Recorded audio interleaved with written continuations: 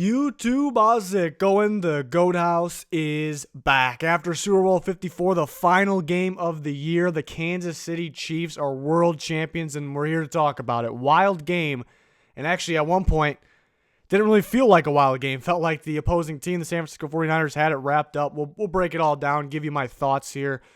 Before we get into it, 40K, that's our subscriber goal on both of our channels. We're really, really close on this channel. Appreciate all the support. We have a new channel, the GOAT House Plus, trying to reach the same amount of subscribers there. Full NFL content. Season's over. We predicted every game every year, all year long, like we do every single year. But we're not done. Free agency, full coverage. Predictions, ranking the free agents, all kinds of coverage there. And then the NFL draft for this channel started. Plenty of coverage there throughout the way. So we're excited about the offseason, even though it's a little sad that the season's over. Follow our Twitter for constant NFL talk and updates, GOAT House NFL. There's a link in the description for all the channels, for the Twitter, for the Patreon, so you can check that out. But to the big game, a lot to go over. I don't even know where to start. Pretty much, we'll talk about the game, what happened, basically. The Chiefs, even though, they played three playoff games, one being this game, the Super Bowl, and all three, they came back and won the game. So pretty ridiculous, honestly.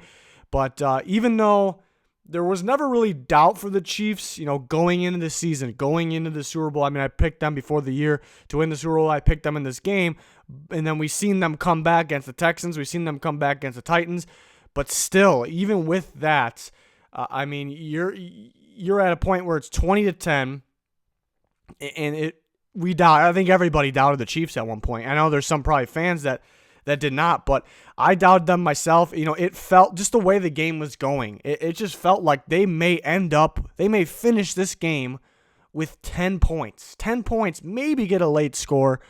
That's kind of what it felt like because the Niners defense was playing great.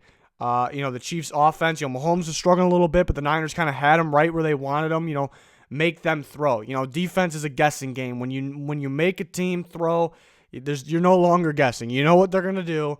You just rush the passer, cover deep, don't let anything behind you. The Niners had them where they wanted them. And that's why, Mahomes was playing. He wasn't playing his best ball, but there's a reason for that. The same reason that when they played the Kirk Cousins and Aaron Rodgers, Mahomes is a lot better than those guys at the moment at this stage of their careers. But those guys struggled big time because everybody in the world know they were throwing the ball and they just couldn't do enough. So Mahomes, that could be the excuse for his struggles, and then obviously really picked it up at the end with some help. But how do they go from 10 to 30? That's what I keep saying. I said it. Before the game was over, when they had 31 points, I'm waking up this morning thinking it, like they went from 10 to 31 in no time, 21-0 in the fourth quarter. It's ridiculous. I don't know what to make of it, that the Chiefs are that, they're Super Bowl champions. Are they that good? Did the Niners just completely melt down? It's just ridiculous. Like, the Chiefs are the only team in the NFL capable of that. They really are. They really are. So, absolutely wild. People blaming Shanahan a bit. There's spots where you can kind of question his decisions. He had a good explanation for not calling the timeouts, before the half. I don't really mind that. Questionable starting Coleman to start the game, coming off that injury. Mostert really feeling it. Questionable, or Mostert only gets 12 carries, 4.8 average. People, I think, are blaming Shanahan too much. There is a lot of questionable decisions. The one thing that I question is kind of that it was the 2nd and 5. They're still winning the game 20-17. They got 2nd and 5. They just ran for 5 yards on first down. You want to run the clock, but at the same time, you do want to score. I would have ran the ball there, but he decided to throw the ball, and it was about to be a throw in heavy traffic for Garoppolo, and we've seen him a little off target, and it was incomplete. Obviously, got batted down at the line. So that was kind of the questionable one for me. I was surprised they didn't run the ball there. But kind of looking back on it, you can't really blame him. The play action was working. He was trying to catch the Chiefs off guard. Kittle happened to be wide open, not only on this play, but several plays like that. Garoppolo was not seeing him. I think the big mistake there was, obviously he didn't see him for a reason. He wasn't scanning the field, but he wasn't allowing plays to develop. I think he was kind of panicking a little early, kind of just going for the first read. And we've seen that from him at times, but there's times where we've seen him go through his progressions, read the whole play, let it develop. So, I think it's kind of the moment. There wasn't a ridiculous amount of pressure on this play. There wasn't really a ridiculous amount of pressure throughout the whole game. Frank Clark started to heat up late when the Chiefs really took the lead. Chris Jones was collapsing the pocket. Nothing crazy. The Niners had the much, much better pass rush on the other side for Mahomes to deal with. So yeah, you would like Shanahan to maybe give the ball to Moser a little more, maybe start him the game on that 2nd and 5, maybe run the ball. But if Garoppolo would have saw Kittle, or if he would have completed a pass somehow, we'd be talking about Kyle Shanahan's a genius. Unpredictable play. That's what he did all year. He's always unpredictable, throwing when you think it's run when you think it's pass. So I don't really, looking back on it, I don't really blame him too much. And the whole Mostert thing, yeah, maybe he should have got more carries, 12 attempts. Maybe he should have got a little more, but yeah, 4.8 average too. But I think those big gains and why he had a pretty big average came at, there was a lot of times where you really didn't know if they were going to run. You kind of felt like, all right, this is a time they're going to pass, and they run it, and it was pretty open because Chiefs were thinking pass. So I don't know, there was the obvious running situations the Chiefs stopped. They stuffed him at the line, guys like Moser are making the first guy miss sometimes, but the obvious running situations the Chiefs were actually stopping. So that's what people aren't thinking about. So those plays where they expected the Niners to run more, they should have ran here, they should have gave the ball more. They were obvious running situations, and the Chiefs may have stopped them there. It's hard to say. It's an assumption, but kind of going back to you can't really blame Shanahan too much. He kind of did. People say he kind of went away from the game, but to me, he really didn't. Being unpredictable is the reason the offense was good this year. It's not the number one reason they were there, maybe. I think the defense, the pass rush maybe was the number one reason. But among so many reasons, the Niners are a complete team, a well-coached team on both sides of the ball. So I don't really think he went away from what they do. Again, they could have ran the ball a little more. Deebo Samuel was pretty much where the runs. That's where I kind of question a little bit, because Samuel was where the running game was good. 141 yards, pretty misleading, because it was your end arounds to Samuel. 3 carries, 53 yards, a 17.7 average. It's even if it's coming, it's a tough play to stop. I wish they kind of would have went back to that. It didn't necessarily have to be Samuel. I believe it definitely could have been again, but I think there's a number of guys you can kind of get that too. So I guess that's the only. Like I said, some things are questionable. That 2nd and 5, I would have ran the ball. But I don't blame him. Mostert could have ran the ball a little more. They couldn't. They could have gave Deebo Samuel some more action. Some things are questionable, but it's very hard to blame the man here, Shanahan. A great season. Yeah, he would like to change some things in this game. I can't really blame him. I don't think he did anything that much different. You're playing the Chiefs here. You're not playing the Vikings or the Packers. The Vikings and the Packers, don't get me wrong, they're solid teams. They're nowhere near the Chiefs in terms of talent. Obviously, the Chiefs won a Super Bowl, but they're nowhere near the same team. You can run the ball a lot against those teams. You can run the clock because, those teams, you can limit them. You can stop them. The Chiefs, really nobody can stop. You can slow them down at times, which we saw for the Niners. So Shanahan knew that. He wasn't just going to run the ball and, give them the ball back. He knows. That's why people are so worried about clock management all the time. I think coaches are a lot. Clock management is key. No, points win ball games. Score points, you win the game. That's what it is. And I think Shanahan knew that. It's the Chiefs. They can score in one play. Let's be unpredictable. Let's keep them on their toes. I think the play call, I don't think they were that bad, really. The more I'm talking about it, the less blame I want to put on Shanahan. Yes, things were questionable. I keep saying that, but he would have looked like a genius. Kittle was wide open on a lot of plays. I hate to put blame on Garoppolo. And even last night, I was kind of thinking, he played okay. He obviously wasn't great. It wasn't enough. But now I'm really thinking about it and kind of going back to that game. And it's harsh, but it's kind of true. He played a bad game. And we've seen Mahomes bad at times too. It's the final game of the year. It's the two best teams in football. It's tough to play against that alone, given that what's on the line. It's the Super Bowl. It's the last game of the year. They had a extra week to keep thinking about it. That's really not necessarily a good thing. Even little things that you don't really think about. The pregame takes forever for them to start the game. The halftime, the halftime show is not what they're used to. That's insanely long. Usually it's 15 minutes. A lot of those are factors, and it really gets to their head, anybody's head. So it was a tough environment, but with all that being said, to win the Super Bowl, you got to make those plays, you got to make those throws. Garoppolo did not. He missed Kittle. He didn't see Kittle a lot of the time. The interception was pretty brutal. I know Mahomes had some too, and then he missed some throws in crucial situations. They get the ball back at the end of the game. He has Emmanuel Sanders deep. It's not the worst throw in the world, honestly. It's harder than it looks. It's a deep ball. Mahomes very well could have overthrown that. You would like to think he would have completed it. I'm not at all trying to put blame on Sanders, but it looked like he kind of almost posted a little bit, cut in a little bit, like right when Garoppolo let go of that ball. So that might have costed him a step, but still it was overthrown. Sanders really wasn't at the point where he could dive for it. It's not the worst throw in the world, but given the circumstances, given the situation, the throw you have to make. And, you could sit here and say that, if Garoppolo hits that throw, the Niners win. It's probably true. It's probably true, but he didn't hit that throw. Like, he couldn't hit that throw in that moment. He just couldn't do it, and he couldn't see Kittle on some plays. There was other throws that he missed, but the ball was too low sometimes, getting bad at the line. He just couldn't do it. And no matter how close some of them are, it just didn't happen, and that's the game, And that kind of brings back what I was saying a couple weeks ago after the AFC. It feels like you need a top-tier or elite quarterback to win these things. It really does. And Mahomes even struggled because the game is, the Super Bowl is ridiculous. It's so hard to play in, and everything I explained, makes it even harder. And then he really picked it up at the end and was clutch, and Garoppolo just didn't have enough. And even though it felt like the Niners had this game, like at the end, it just wasn't going to happen. They just didn't have enough. And it sucks to say, but I only feel like there's a handful of quarterbacks that can actually win the Super Bowl. We saw it last year. Goff made it to the Super Bowl with the Rams. They had a great season. He had a great season, but it felt like there was just no chance they were winning that game. Like the Super Bowl is it's almost a different league. It's a totally different game. There just isn't enough. We've seen some quarterbacks, make the runs, try to make it. They're good quarterbacks like Garoppolo, but They just don't have enough, and I'm not doubting the man's future whatsoever. I'm just kind of talking in this specific moment here.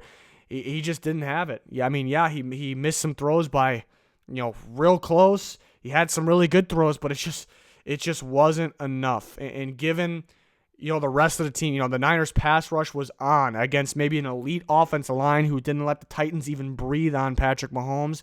They were all over him. Nick Bosa had a monster game. Buckner, all these guys had a monster game.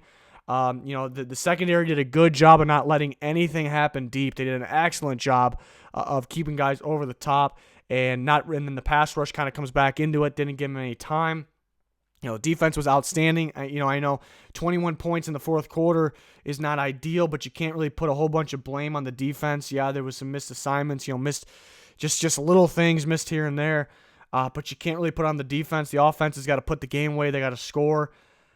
It felt like everybody was playing well for the Niners. Everything was going right. Garoppolo just couldn't make those extra plays, and that's kind of what I feel here. That kind of brings up what I talked about in the past. That you might need an elite quarterback to win the Super Bowl. Tom Brady's won so many. There hasn't been a variety of quarterbacks that won the Super Bowl, actually won it. Getting to the Super Bowl, winning the Super Bowl, we already knew this. This is obvious. I don't need to teach anybody this, but getting the Super Bowl, winning the Super Bowl, two totally different things, but now I'm realizing how far apart they are. It is absolutely ridiculous. It's a whole different league in the Super Bowl. It's absolutely ridiculous. So, I know I'm really not recapping much of the game, just kind of talking about what happened in my opinion here.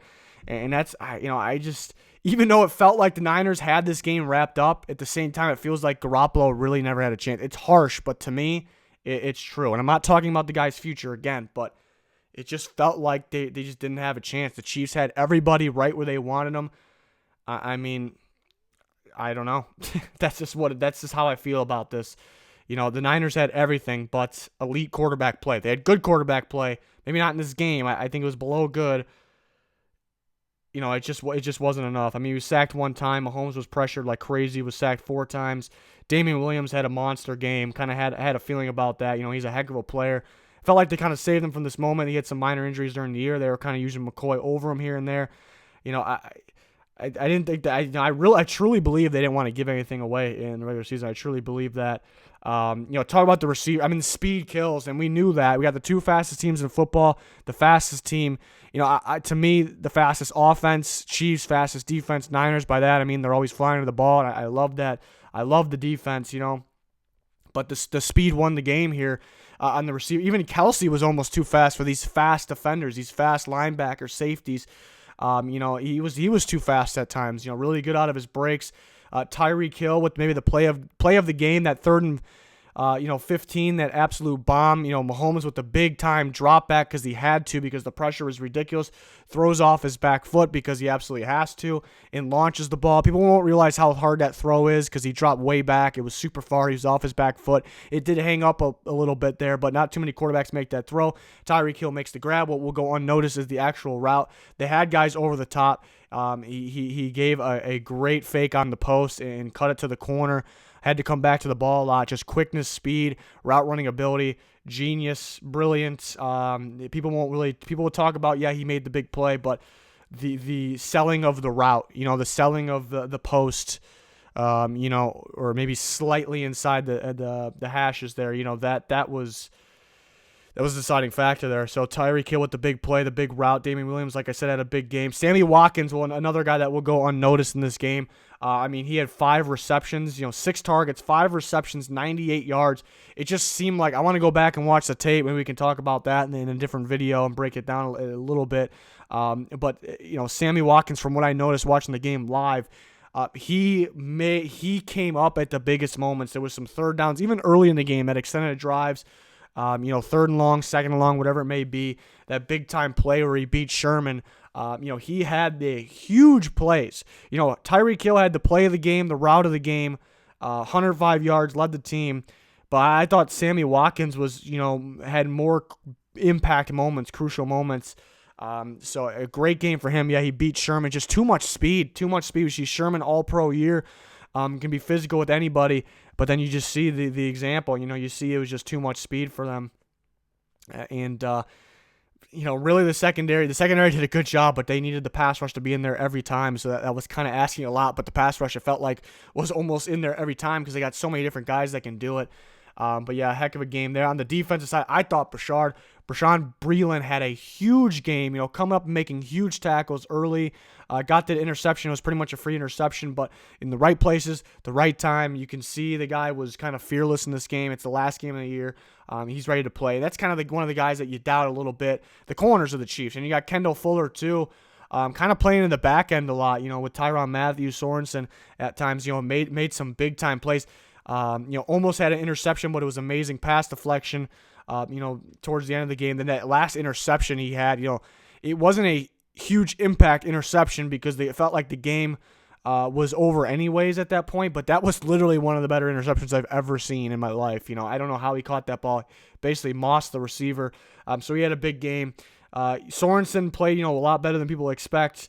Chris Jones and Pennell, those guys won't show up on the stat sheet, but they collapsed the pocket early. They provided pressure. Chris Jones always has a hand in the quarterback's face. Won't show up on the stat sheet, but big time game from those guys. Tyrann Mathieu controlling the middle. He's kind of everywhere. See him play slot corner a bit. Tough to give out a defensive MVP.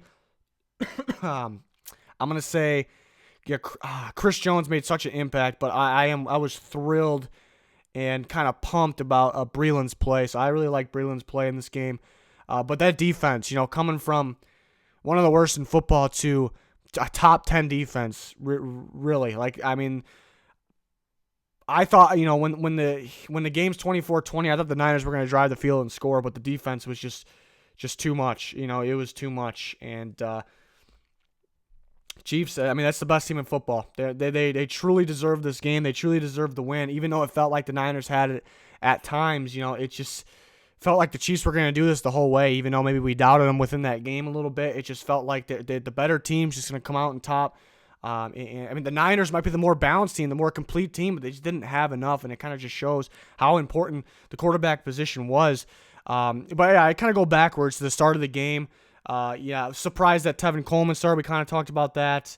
The Niners start the game with a field goal. That was a big time stop for the Chiefs there. It felt like the Niners were going to score with ease, So things will go unnoticed like that. Deebo Samuel could have been gone on some of those first end arounds. Tyrann Mathieu, wild, because kind of go back to the Titans game, the first drive of the game. A.J. Brown, who is elusive of a receiver. I mean, him and Deebo Samuel are basically like the same receiver, and they're both rookies this year, same draft class, big-time players. A.J. Brown, the first drive of the game, the AFC Championship game, caught this pass, and he was evading everybody. It looked like he was going to score, and Tyrann Mathieu, one-on-one, made a textbook touchdown-saving tackle. Fast forward to the Super Bowl, Deebo Samuel's got 3 end-arounds that go for big yards. We talked about that, and I say 2 of them, Tyrann Mathieu, one-on-one, saved a touchdown with a form tackle. And it's just crazy that he consistently does it and consistently saves his team and shows up at the big time moments when you absolutely must make that tackle. And people don't realize how hard it is, one-on-one back there. So you got to give credit to Tyrann. I mean, you could argue him defensive player of the game too, hyping his team up, kind of. We've seen him getting mad on the sideline, but I knew right then and there, I didn't question that whatsoever. He's trying to get his team to step up. The great players, the great leaders do that. Even if you're getting mad at your team, they know where you're coming from. So big time game from Tyrann Mathieu. Some of those things will go unnoticed. But yeah, the beginning of the game, it felt like once the Chiefs got the interception, once they forced those obvious passing situations, you get pressure on Garoppolo, he may just throw it up, and that's what they did there.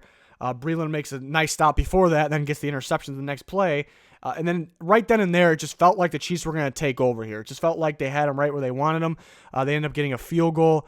Credit to the Niners for stopping them. I know there was a play where Mahomes had a good ball in the end zone. Damian Williams just lost the ball. He had a great game, but that could have been a deciding factor to it. Kind of a game changer. Couldn't find the ball. They get a field goal, 10-10, and then it just flips from there. It just absolutely flips from there. It felt like the Chiefs were winning that game easily, even though the scoreboard says tie. And then it kind of flips. And it's 20-10 for a while, and it felt like I said, the Chiefs were gonna, just stay at 10 points, maybe get a garbage time touchdown, and it was wild. It was absolutely wild, and I was blown away by the defense. And it's hard to be blown away by a defense that I've been calling the best defense all year. I know a lot of people have. It was nothing bold, but we expect that from them. But you're still blown away at this point. And then the Chiefs happened. I mean, the big time plays that they made, and we kind of went over. Another thing about Mahomes down the stretch, to me the MVP. I said right off the bat that Damian Williams should get the MVP, but I'm kind of struggling with that. Tyreek Hill's play, that big time play was so big. Sammy Watkins was huge in this game. I mean, Travis Kelce had a huge game, but kind of going back to Mahomes and why he definitely did actually deserve it. He was dealing with pressure every single time. There's risk of him rolling out because you can roll out into a sack, and that's happened against the Niners so many times because the interior guys get the quick pressure. Coming from the interior is quicker than coming from the edge. Forces the guy outside right into the pass rushers. So the risk to roll out, kind of having eyes in the back of his head, but he actually broke some sacks down the stretch. He broke some sacks, made some throws, broke some sacks, ran super far, whether it's second and 15, he's getting a couple yards away from the first, or he's actually running for the first down. So those are the plays that I'm kind of remembering now, and how hard it was to play quarterback in that situation. I'm going to say Mahomes definitely did deserve the MVP, but if Damian Williams got it, you can't argue, even if Tyreek Hill or Sammy Watkins got it. I know Kelce had a big game, but that was kind of the next guy up after the ones I listed there. So, I mean, crazy performance all the way around, but you see how good Mahomes is. And even though he's playing bad, he has that extra clutch play, those extra plays that the opposing quarterback, even though Garoppolo's has a future, he's only 28, quarterback prime is 30, 31. It's even crazier. You're saying that, and then Patrick Mahomes is only 24, but Garoppolo has a future, but he's just going back to that. He just didn't have enough, and other quarterbacks just wouldn't have enough in this game. I mean, even Aaron Rodgers didn't have enough against the Niners last week. Other quarterbacks, in the playoffs, some of these quarterbacks that you think have enough don't really have enough. It's wild. It shows how good Mahomes is and how much of a different game the Super Bowl is. And yeah, those are the plays that are kind of going unnoticed, and really why I call him the MVP is dealing with the pressure, getting outside the pocket, knowing somebody's behind you when you're not really looking at them, escaping sacks, making big runs, knowing when you have to run, when you have to throw, throwing on the run, throwing off your back foot, dropping 9 yards down field when nobody does that ever, has to do that ever. Those are the plays. Those are the plays. Knowing when you have to go to your running back, not checking down too early, letting the play develop, giving the plays the chance. Great play calling, by the way, but for the Chiefs, Andy Reid, Eric Bieniemy, the red zone plays were absolutely genius. Once they got in there, it's game over. Like they're scoring a touchdown. Once they get inside the 10, the 5-yard line, it's game over. The RPO calls early, the option calls early. There was an option kind of backtrack. I'm all over the place in this game. It was a wild game, but kind of backtracking. The Chiefs converted a couple fourth downs. Those were huge. Those resulted in some points. There was one where it was an option call, and I was actually shocked. So there was actually one bad play call from the defense. They had one linebacker in the game. He was on D Ford's side, and the Chiefs, I don't know if it was the play call the whole way or if they audibled it. I would love to know, but they go option to Bosa's side. And if you know defense, when you practice against the options, and somebody's always assigned a player. So in that situation, what should have been done was there should have been an extra linebacker, but Bosa should be assigned Patrick Mahomes, and you either have an outside linebacker or a safety. If there is a wideout, which there was, the corners on the wideout, the safety would get the running back. But in that situation, for some reason, the Niners were not thinking option was a possibility, and Bosa was assigned basically by default Mahomes and Damian Williams. It's just impossible. Originally, he'd be assigned Mahomes. He went and cracked Mahomes pretty good. You can't blame Bosa at all on that play. Somebody else needed to be there. Nobody was there. I would love to know if that was the play call the whole way or if they audibled to that. I would love to know for the Chiefs. That's something I'm going to have to look into, because that was actually those little plays, even though they're not little fourth down, those are huge, absolutely huge in this game. So those are some things that are going unnoticed. Kind of backtracking again. Officiating in this game, it's always a big question. Every big game, every step of the way in the playoffs. I thought officiating was good in this game. There was some questionable moments, but I thought it was good. The only things I don't really they didn't call one holding. To me, there should be a holding call or two, because there's holding on every play, so you can't say there was zero holding. I know people are complaining that, the Chiefs were getting away with, a whole bunch of holding. I saw it on both. You're going to see a little more from the Chiefs, I guess, because they're holding the ball longer. They're throwing the ball 42 times compared to the Niners 30. I saw holding on both teams, pass, run, whatever it may be.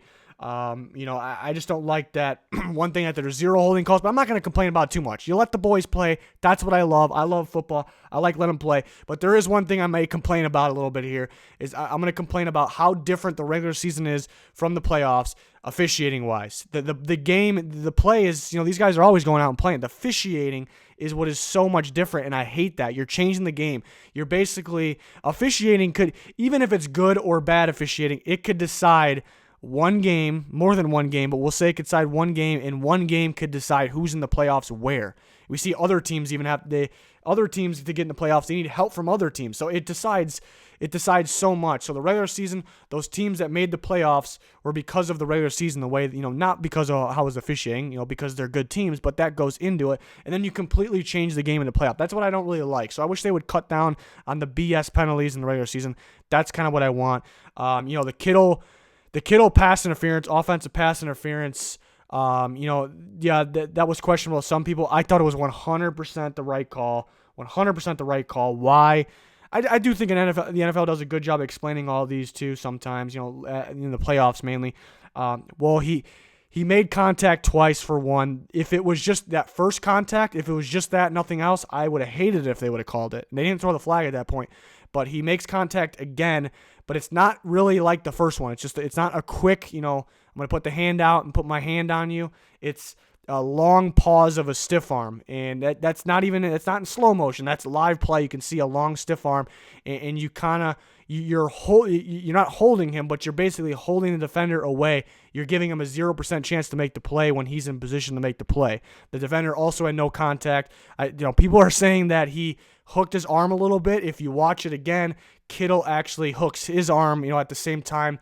Sorensen's arms coming up. You have to move your arm. You have to pump your arms to run. So that was nothing by either guy. It's kind of just Kittle's running forward. His arm comes down. Sorensen's arm comes up. It's a quick touch of each other's forearms. There's nothing there. Absolutely nothing. So the defender has no contact to offset anything. Kittle pushes him twice. The second one being more of a stiff arm, a pause of a stiff arm to separate and make the catch. I think I 100% agree that that's a penalty. I mean, I think that's 100 out of 100 times a penalty. I mean, we've seen other plays, where people want pass interference, but you can't really compare to that one. I thought that one was obvious.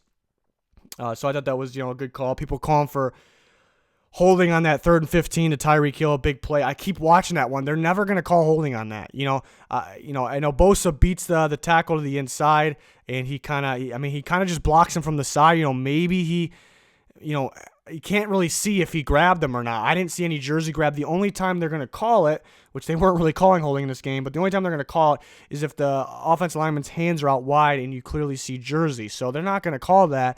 Nor do I think they should call that. You could argue, I need a nice zoom in of that play, but we can, I guess, argue, maybe if it's holding, but I would never expect them to call it. They're never going to call it. Like I said, there was holding on both teams. Maybe there was more on the Chiefs because they threw the ball 42 times. They didn't call holding in this game. I don't think there was a plan to, and I guess that's kind of questionable, but I don't mind it. I like letting the boys play, but I wish they would. The regular season and the playoffs, it's in the same season, so it needs to be the same. They did the same thing last year. They called all these roughing the passer calls in the first half of the season that decide games, and then just completely changed the game halfway through the season. Change it by year. I don't like the roughing the passer calls, but keep it consistent. You screwed teams out of it already. Now you're not screwing teams by, it's the same kind of idea. I wish they would just keep the whole season the same. Keep the whole season the same. We got pissed that they weren't overturning any PI calls. Yeah, I was pissed at times too. But once they got going, keep it the same. Keep consistent. I actually think they did in that category. That's what I want. I want consistency. But I can't complain about the officiating in this game. The only thing I maybe one specific play was a delay of game. That they didn't call. They were kind of giving the Niners a break by not calling it though. So that's why it's kind of hard to argue what happened there. That they ended up giving the Chiefs a break. But they were going to give the Niners a break. So it's one that you can't really – it's a little weird because the only thing I don't like is because the ref put the whistle in his mouth and he was going to blow it, and you can even blow the play dead after it started. That's what I don't like. I would like to know the reasoning for that, but I can't really think of one. I can't complain, I guess, too much there. The officials didn't decide the game in any way. If anybody thinks that, they are dead wrong. They didn't decide this game. They decided games this year. That's true. They decided games this year, but not this one. Not this one. Enjoy this game very much. Wild game. It felt like the Niners had it. It's got to be tough. It's got to be tough for a lot. I mean, all these players, to see them upset. It's sad. Shanahan, did this once with the Falcons, a little different. So you feel bad for him. I don't really put any blame on him. Yeah, you could have done some things here and there different. You got to feel bad for a guy like D Ford coming from the Chiefs, getting traded to the Niners in an excellent year with his excellent defense. Comes up short. It just felt like the Niners looked like they felt like they had it, especially the defense and the defensive staff. Once they got that tipped interception, which is a bad throw by Mahomes, can't blame Hill on that one. Fortunate interception, but that's what the Niners did all year, that they're playmakers. It felt like they were over there. It felt like the Niners, defense and maybe staff kind of felt like they were going to win that game. It's a tough one. It's definitely a tough one. Feel bad for that fan base because you definitely at one point in that game you felt like you had it. Even though the Chiefs been coming back on teams, it was a different scenario because how little time they had. Because the Texans, we knew by halftime they were going to beat the Texans. We knew by halftime they were going to beat the Titans. They already came back pretty much. We knew it. This game, we're sitting there in the fourth quarter, and it felt like the Niners had it. On top of that, the Niners, Titans, Texans, they're really not. You can't really compare. The Niners were the best NFC team in football. So it's a tough one. The Niners did, they did, I think, affect the rest of the league here. What they did with their pass rush, their defense, even offensive play calling, a lot of motion. I think they're going to affect other teams going forward. I think, looking at the free agency class for pass rush, I think teams are going to go all out for that. Teams that, like I talked about, I think you need that elite or top tier quarterback to win the Super Bowl. If not, it's not like you can just get rid of the quarterback. And my point is always be on the lookout for a future quarterback. The Chiefs don't really have to be. The Chiefs don't have to be. The Ravens don't have to. Teams like that don't really have to. But teams, even when they have good quarterbacks that I believe in, that you have to keep grooming, keep playing with, keep trusting, always be on the lookout for another top-tier quarterback, because top-tier quarterbacks win Super Bowls. You don't have many chances to get one. Kind of going back into that, teams that maybe just missed out, or want to take that next step, and they don't have that elite quarterback, but that's their best option. There's really no other options to get. They're going to go all out for that defensive line, that pass rush. What the Niners did. They set an example. They set a standard. So I think I'm excited for free agency. I think there'll be some overpaid pass rushers. I don't really mind it. At the same time, I'm saying overpaid. I don't really mind it if it's the right guy, because pass rush can get you here. Pass rush can get you here, but you need your quarterback to take that next step here. So that's the next thing. But things that'll go unnoticed, I talked about before, the Niners' interior pass rush, the interior defensive line. Those guys made a huge impact as well. You see other teams. Like, the Packers had a ridiculous edge rush this year with the Smith boys. The Vikings with Danielle Hunter and Everson Griffin. There's several other teams, that had the pass rush that I guess got pretty far. And the Saints had Cam Jordan Davenport until Davenport went down. That was unfortunate. My point is, those teams had top-tier pass rush. What were they missing to kind of get to the next step? Why weren't they able to be the Niners? They didn't have the interior. And I got teams like the Packers. Yeah, they have Kenny Clark, but they don't really have the D-line around him. They need that interior. So what will be underrated and go unnoticed is kind of the interior D-line there. For the Niners, and a guy like Armstead, who kind of moves in and out a bit, but we'll see him play inside. A guy like D Ford, who's kind of off the ball a little bit. Guys like that. Armstead's a free agent, by the way, but guys like that are what's going to go unnoticed and big time game changers and playmakers. So teams will look to build the rest of that D line or build it from scratch if they don't have it. It's not the greatest draft class for that. Yeah, there's some studs that will start right away. I think after the second round, it's pretty much dead in terms of day one impact. So, you're going to have to, be in the right spot there. But I think free agency is what we're going to look out for building that D-line, building that pass rush. So it's going to be interesting. We're going to see a lot of teams overpay.